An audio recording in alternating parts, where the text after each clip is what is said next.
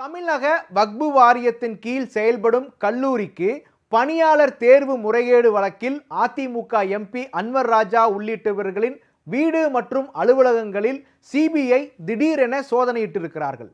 பகீர் பின்னணி என்ன?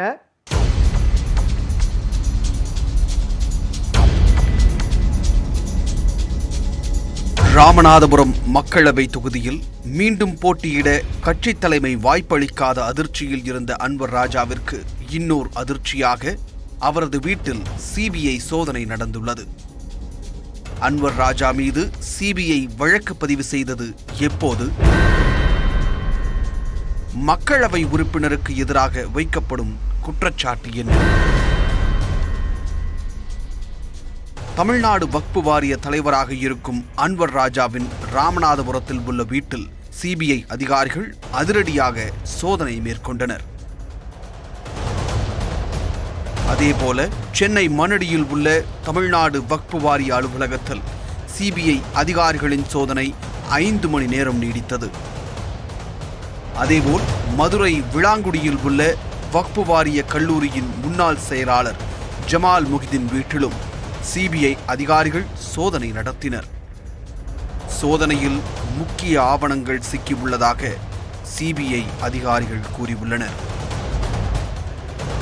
2017-2018 ஆண்டில் மதுரை KK நகரில் அமைந்துள்ள வக்பு வாரிய கல்லூரியில் காலியாக இருந்த 30 உதவி பேராசிரியர்களை தேர்வு செய்யும் பணி நடைபெற்றது.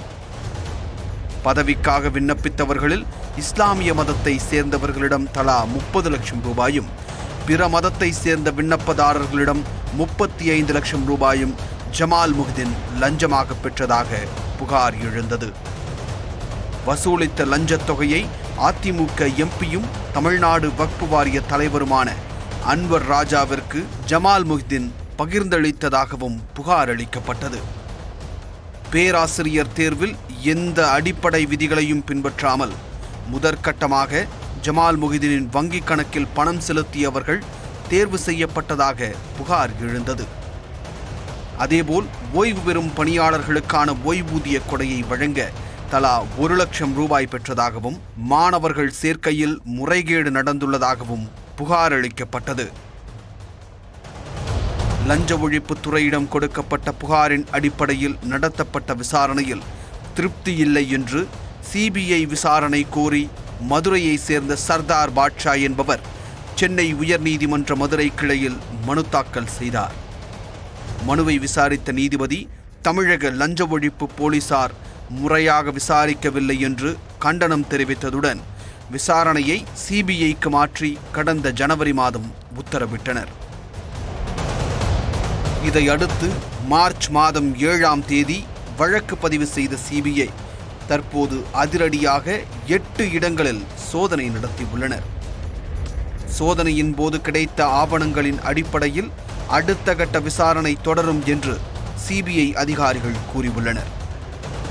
தேர்தல் களம் சூடுபிடித்துள்ள நிலையில் அதிமுக எம்பி வீட்டில் சிபிஐ சோதனை நடந்தது பரபரப்பை ஏற்படுத்தியிருக்கிறது.